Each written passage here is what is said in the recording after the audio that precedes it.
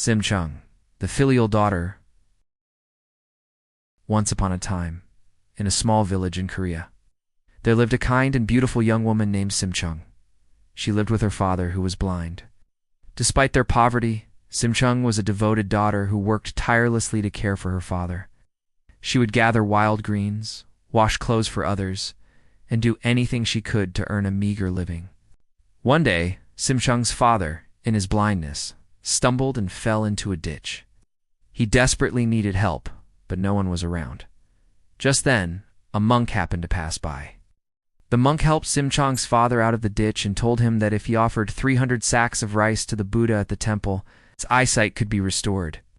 Overjoyed at the possibility of regaining his sight, Simcheong's father readily promised the monk the rice, without considering how he would ever acquire such a vast amount. When Simcheong learned of her father's promise, she was heartbroken. She knew they were too poor to afford even a single sack of rice, let alone 300. Simcheong spent many sleepless nights worrying about her father's promise. She heard that merchants were looking for a young woman to sacrifice to the Dragon King of the West Sea, believing it would ensure a safe voyage and bountiful trade. In exchange for the sacrifice, they offered 300 sacks of rice.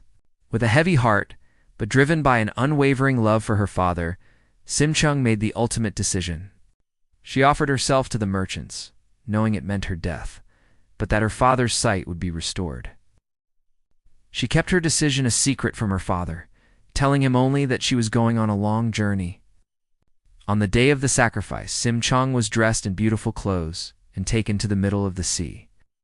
With a final prayer for her father's sight, she bravely threw herself into the deep, dark waters. However, Simcheong's pure heart and filial devotion touched the heavens. She did not drown. Instead, she was taken to the dragon palace at the bottom of the sea. The Dragon King, moved by her sacrifice, decided to return her to the human world. He placed her inside a giant lotus flower, which floated to the surface. The lotus flower drifted to a shore where it was discovered by fishermen. They were amazed by its beauty and brought it to the palace of the emperor. When the emperor saw the magnificent lotus, he ordered it to be opened.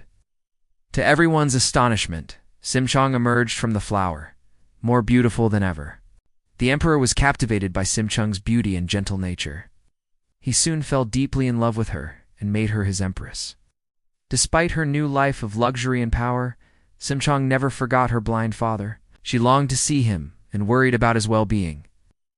One day, the Empress Simcheong decided to host a grand feast for all the blind people in the kingdom, hoping that her father might be among them. News of the feast spread far and wide, and blind people from all corners of the land gathered at the palace.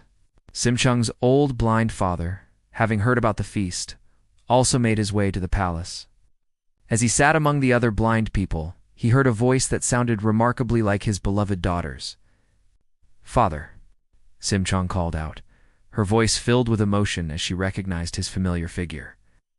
Her father, startled by the voice, called out, "Is that you, Simcheong?" At that very moment, a miracle occurred. Overwhelmed with joy and the sheer force of his emotion at hearing his daughter's voice, Simcheong's father's eyes opened. The world he could see. He saw his beautiful daughter, now the empress, standing before him. Simcheong and her father embraced, shedding tears of joy and relief. Their reunion was a moment of profound happiness and a testament to the power of filial piety. From that day forward, Simcheong's father lived a long and happy life with his daughter, the empress. The story of Simcheong became a timeless tale, teaching generations about the boundless love between a child and their parents, and the profound rewards of unwavering filial devotion.